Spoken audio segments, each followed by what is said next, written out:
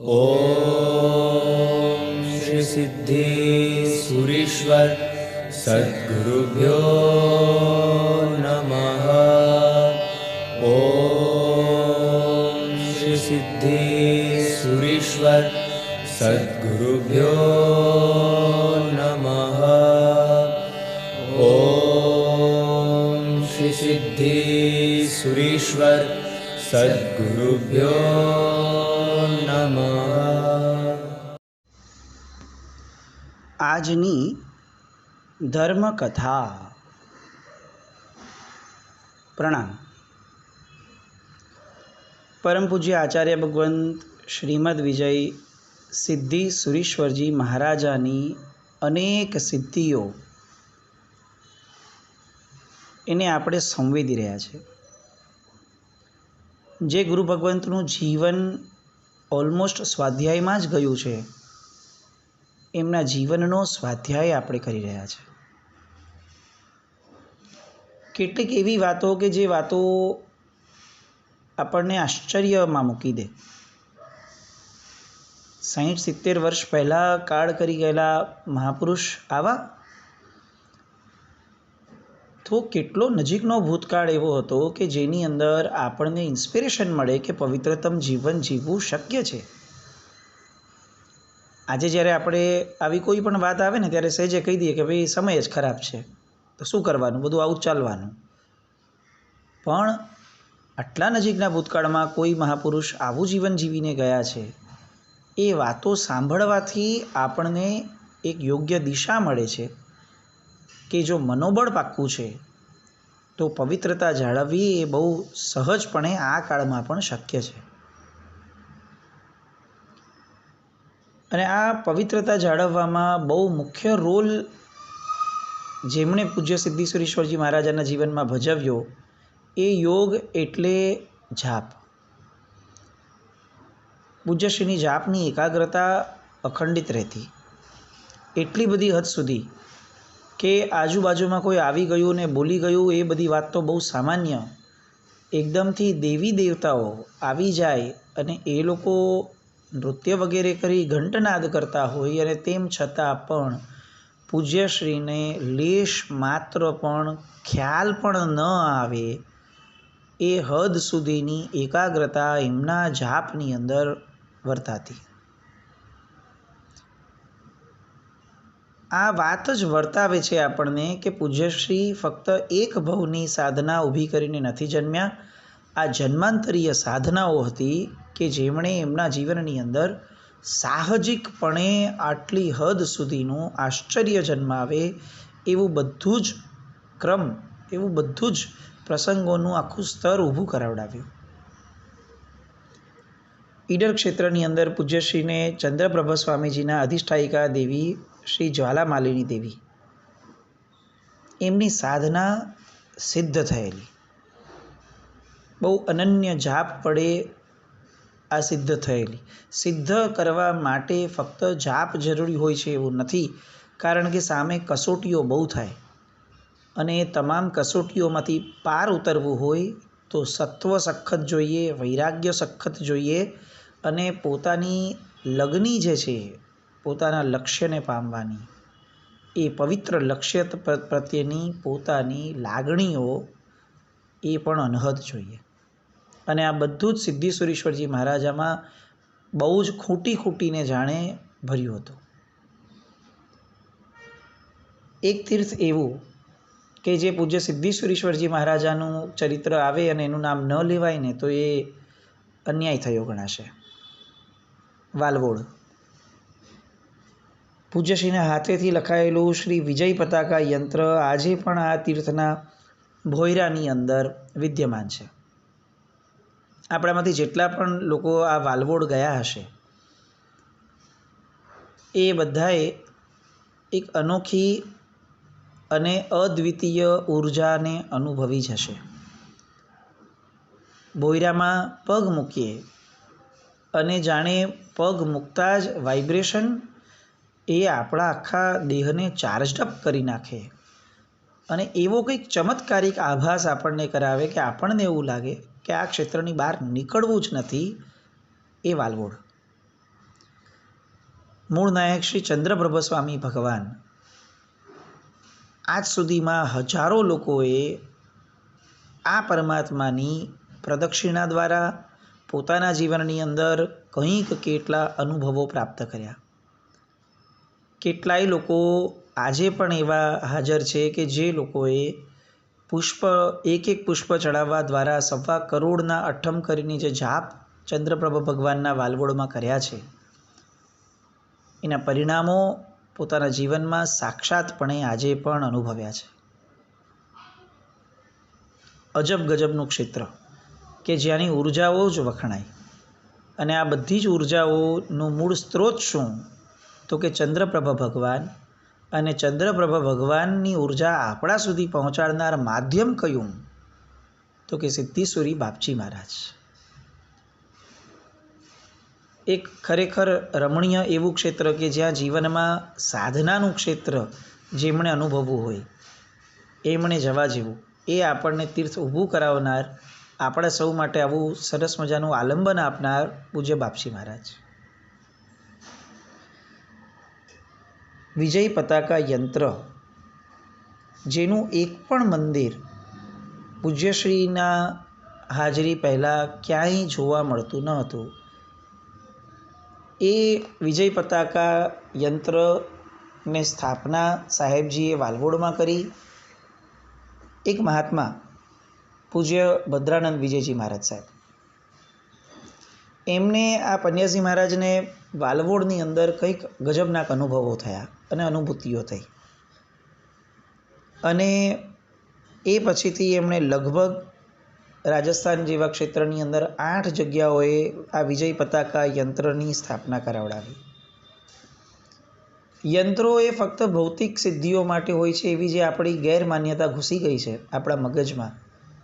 આપણી પરિસ્થિતિ એવી થઈ ગઈ છે કે કોઈ બહુ મંત્ર વગેરે જાણતું હોય તો આપણે એમ કહી દઈએ કે આ ભાઈને તો બહુ ભૌતિકનું બહુ છે ભાઈ. આમને મંત્રો એ પવિત્રતા સાથે કનેક્ટેડ વસ્તુ છે.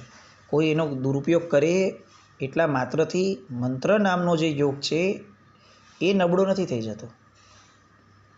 બાપજી મહારાજના જીવનની અંદર ગજબનાક રીતે આ મંત્ર નામનો યોગ વણાયેલો હતો. કલ્યાણ મંદિરની અંદર એક ગાથા આવે છે, ચિંત્યો ન હંત મહતામ યદિ વા પ્રભાવ. મહાપુરુષોના પ્રભાવ એ આપણી ચિંતનની ધારા કરતાં પણ બહુ વિશિષ્ટ હોય છે. અને એના કેટલાક એવા કિસ્સાઓ કે જે કિસ્સાઓ આ બાપજી મહારાજનું ચરિત્ર આપણે શરૂ કર્યું ત્યારબાદ લોકો પાસેથી પ્રાપ્ત થયા છે, કે જે લોકોએ ખાસ આપણને કીધું કે ભાઈ આ પ્રસંગો ખાસ લેજો, કારણ કે આ અમારા પોતાના અનુભવ છે. સુરતનું ગોપીપુરા, પૂજ્યશ્રીની પન્યાસ પદવી જે ત્યાં થઈ હતી, એ સમયે પૂજ્યશ્રીનો ઉતારો જેમના ઘરે હતો, જે શ્રાવક એમના પરમ ભક્ત રહ્યા, પૂજ્ય શ્રી રતનચંદ ફકીરચંદભાઈ, એમના જીવનનો એક સાહજિક પ્રસંગ. સહજપણે પૂજ્યશ્રીને વંદન કરવા ગયા હતા વિદ્યાશાળામાં. સાહેબ બિરાજમાન હતા અને વાત ચાલતી હશે ને અચાનક જ પૂજ્યશ્રીની આંખ બંધ થઈ, મોઢા પર એક કંઈક અલગ જ પ્રકારનું સ્મિત અને અલગ જ પ્રકારનો ભાવ તરવર્યો અને પૂજ્યશ્રી ફરી પાછા પોતાની ધારામાં આવી ગયા આ લોકો સાથે. પણ આ ભાઈની નજર પડીને ભાઈએ સાહેબને પૂછ્યું કે સાહેબ કંઈક અલગ અનુભવ થયો? અને પૂજ્યશ્રીએ કીધું કે અષ્ટાપદજીમાં અત્યારે બહુ સરસ રીતે અભિષેક વગેરે ચાલી રહ્યા છે અને બહુ જબરદસ્ત ધન્યતમ પળો એ મનાઈ રહી છે. અને આ ભાઈને એમ થયું કે સાહેબ કંઈક અમને પણ અનુભૂતિ તો આપો, પ્રતીતિ તો આપો. અને કેટલીક ક્ષણોની અંદર જ એ જે ઓરડામાં આ બધા લોકો બેઠા હતા એ એવી અદ્વિતીય સુવાસથી ભરાઈ ગયું, એ ઓરડો દૈવી સુગંધ એ પ્રસરી ગઈ. અને બધાએ પૂછ્યું કે આ શું? તો કે નવણજળની સુગંધ તો હોય ને, દૈવત્વ છે. આવી તો કેટલીય ઘટનાઓ આપણે એવું સાંભળ્યું છે અને વાંચ્યું છે કે કેટલાક દિવ્ય આત્માઓ એવા હોય કે જેમને પ્રશ્નો થાય ને તો પૂજ્ય તીર્થંકર પરમાત્મા પાસે એ પોતાના આત્મપ્રદેશોને રોકેટ જેવું બનાવી અને પ્રશ્ન મોકલાવી અને પ્રશ્નનો જવાબ મેળવીને પાછા ખેંચી લેતા. ક્યાંક એવું પણ સાંભળ્યું છે કે સદેહે અહીંયા બેઠા હોય તો પણ આત્મપ્રદેશોને ખેંચી અને ઘણી બધી જગ્યાઓએ જાત્રા કરવા જાય એવા મહાપુરુષોના ચરિત્રો પણ આપણે સાંભળ્યા છે.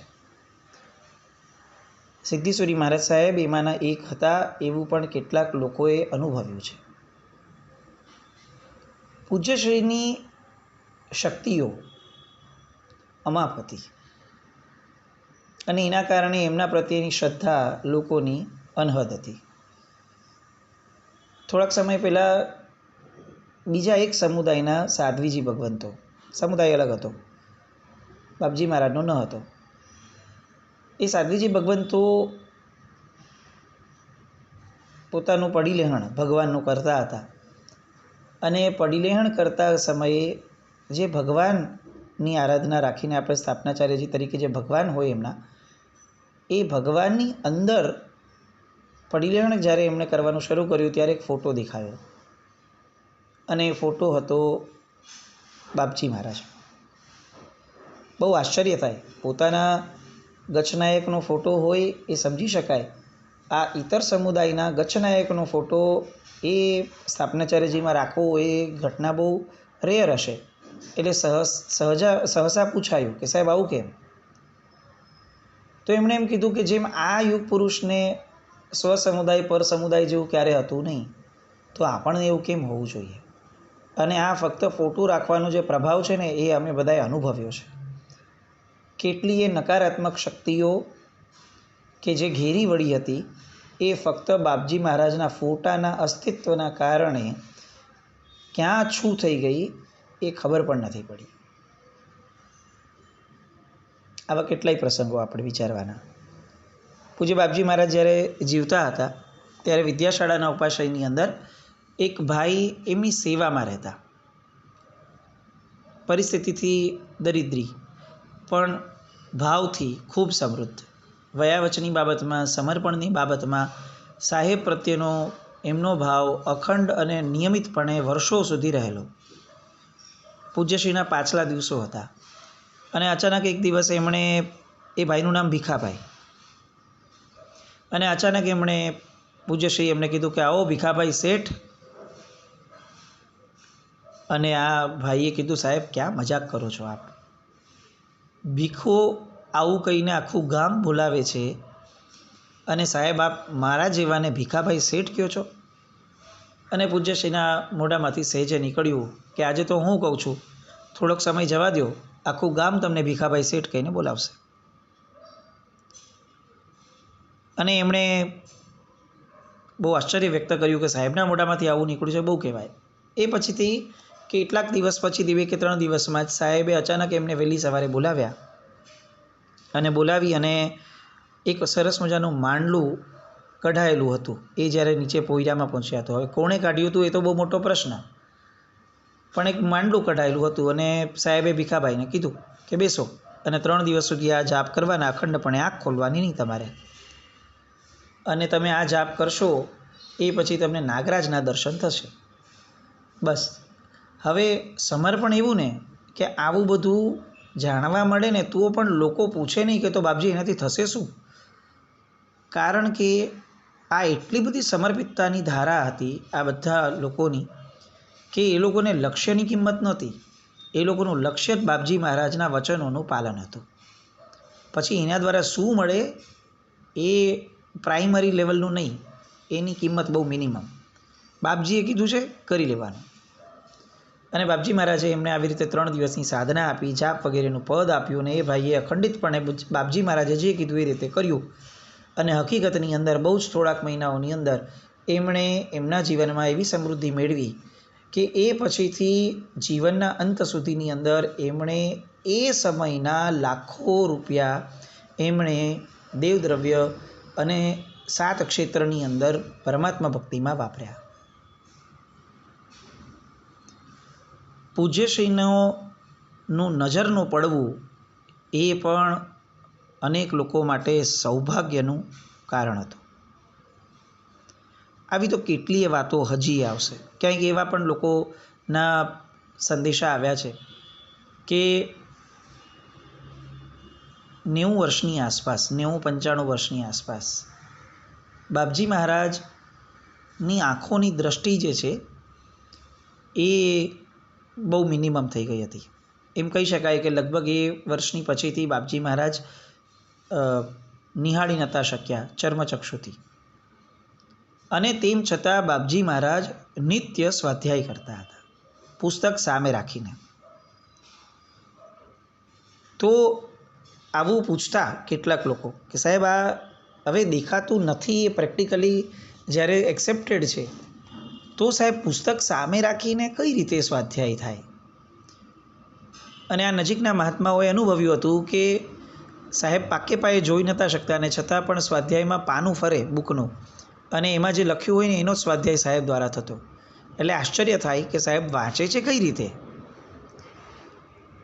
અને પછીથી ખ્યાલ આવ્યો, સાહેબ તો પોતાના મુખેથી બોલે નહીં, પણ એમના સહવાસમાં રહેનાર મહાત્માઓને ખ્યાલ આવ્યો કે પૂજ્યશ્રી જેમ લોકોને એના શ્વાસ પરથી ઓળખે છે. એમની નજીકમાં કોઈ આવે અને વંદન કરે ને તો એના શ્વાસોશ્વાસની અનુભૂતિ પરથી સાહેબ એમને નામથી બોલાવતા. એ રીતે પુસ્તક જે છે એ પુસ્તકને સાહેબજી ફક્ત એમની પર દ્રષ્ટિ નાખતા અને પુસ્તક બોલતું. આવા અનુભવો સાહેબની પાસે રહેનારા મહાત્માઓએ કર્યા છે કે પુસ્તક જ બોલે, જેને સાહેબ ખાલી રિપીટ કરતા. આપણે ત્યાં શ્રુત શબ્દ છે. શ્રુત એટલે સાંભળવું, એક અપેક્ષાનો એક અર્થ. એટલે પ્રશ્ન થયા, નાના હતા ત્યારે આવું કહેતા કે શ્રુત જ્ઞાન એ પરમ પવિત્ર જ્ઞાન છે, અને શ્રુત એટલે સાંભળવું. તો પછી એમ થાય કે તો આ વાંચીને પુસ્તકમાંથી ભણવું એને કયું જ્ઞાન કહેવાય? તો કે એને પણ શ્રુત જ્ઞાન કહેવાય. તો કે એવું કેવી રીતે? તો કે પુસ્તક પણ અંતે તો બોલે છે, જે આપણે સાંભળવાનું છે, એટલે એ શ્રુત જ્ઞાન છે. આ વાતો ત્યારે સાંભળેલી, અનુભવવાનો કેટલોક પ્રયત્ન પણ કર્યો હતો, પણ આપણી તો રેન્જ ન પહોંચે. પણ આ બાપજી મહારાજના ચરિત્રમાં વાંચ્યા પછીથી એવું લાગે કે ખરા અર્થની અંદર શ્રુત જ્ઞાન જે છે એ બાપજી મહારાજે આત્મસાત કર્યું હતું. એમની પાસે રહેનારા તત્વો જાણે આપમેળે બોલવા લાગતા હતા.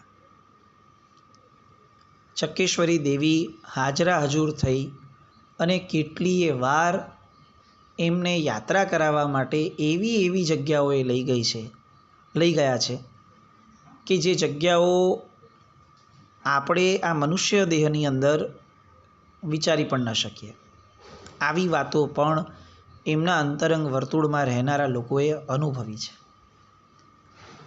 આપણે કદાચ આપણી આંખોથી ઓજલ છે, અને આપણે એવા કાળમાં જન્મ્યા છીએ અત્યારે કે જ્યાં અત્યારે પ્રસિદ્ધપણે આવા કોઈ મહાપુરુષ આપણને વર્તાયા નથી કદાચ, એટલે આપણી શ્રદ્ધા ન પણ બેસે, એવું બની શકે.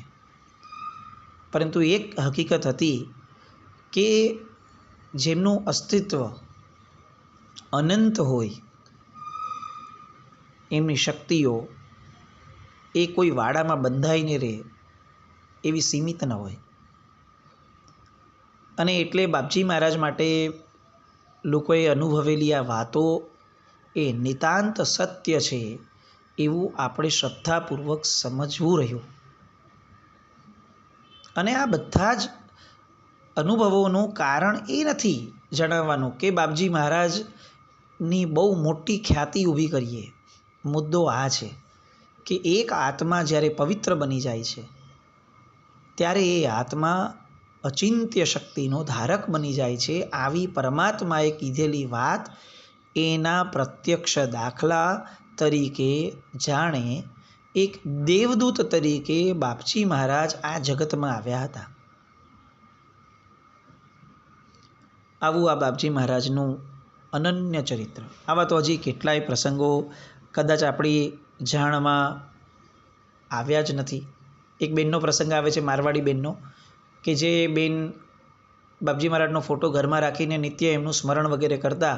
એકવાર ટ્રેનની અંદર બેઠા હતા અને અસહ્ય દુખાવો શરૂ થયો.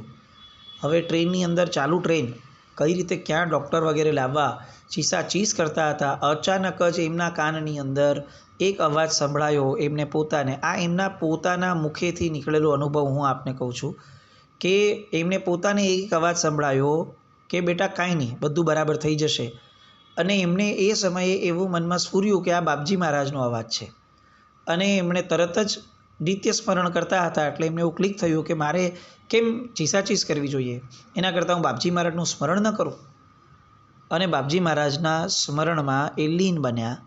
Within no time, just in few minutes એમને કંઈ હતું જ નહીં એ સ્થિતિમાં એ આવીને ઊભા રહી ગયા. આ એમનો પ્રત્યક્ષ અનુભવ. જેમનું અસ્તિત્વ હતું ત્યારે તો અમાપ હતું જ, જેમનું અસ્તિત્વ આજે નથી ત્યારે પણ અમાપ છે. એ બતાવે છે કે સાહેબ એ આપણી ફૂટપટ્ટીથી માપવા જેવું અસ્તિત્વ તો નહોતું જ. આવું આ અસ્તિત્વ હજી આગળ આપણે સંવેદતા રહીએ અને એમના આ ગુણગાન ગાતા ગાતા એમની પવિત્રતા એના અંશમાં આપણે પણ ક્યાંક ને ક્યાંક જોડાઈએ એવી શુભ મંગલ કામના. જીન આજ્ઞા વિરુદ્ધ કંઈ પણ બોલાવ્યું હોય તો મિચ્છામિ દુક્કડમ. જૈનમ જયતિ શાસનમ.